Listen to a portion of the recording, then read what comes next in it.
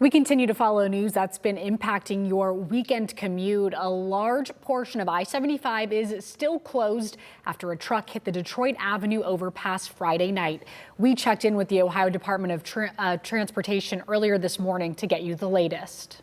Kelsey, thank you so much for joining us again this morning for a quick update regarding the stretch of 75 that's closed. First, where is everything at in terms of construction? How are things looking out there this morning, Sunday morning?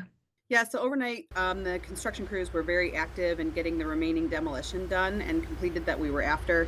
So again, during the day yesterday, we did a lot of concrete demolition, but then in the evening, we focused to the beam, where we really had to shave it off, if you will.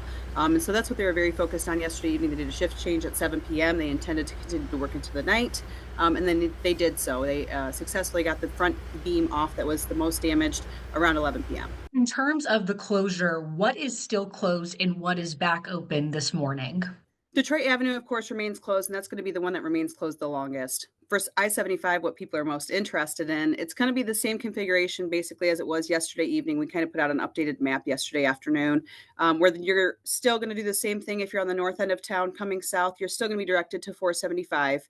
But you are able to get on to go southbound, beginning at Bancroft Street. Anywhere south of there, you can get on to go southbound. Northbound, you are at this time able to go north on 75, but cars are being routed to State Route 795, which is just beyond the Rossford Bass Pro Complex there that you often see before you approach the turnpike. So we are able to utilize that. However, we're seeing heavy traffic delays during the day. So definitely something to keep in mind as you're considering your options. And I know our latest update from you from yesterday, you were planning on reopening around 6 a.m. tomorrow morning before that Monday morning rush hour commute. Is that something that we can still expect? That is still the target at this time, yes. We really were successful in the demolition timeline that we had. So right now we're focused on cleanup. And then back to Detroit Avenue, we still need to get that portable barrier wall. So that's really dependent on when we can get all of that. We have to have vandal fencing before we can open the roadway to traffic. So again, Detroit Avenue may not open Monday morning as expected, but we're still targeting the same for I-75.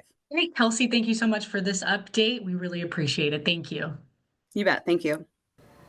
ODOT said they're also taking advantage of this closure by doing additional work like pothole repairs, drainage inspections, and lightning maintenance.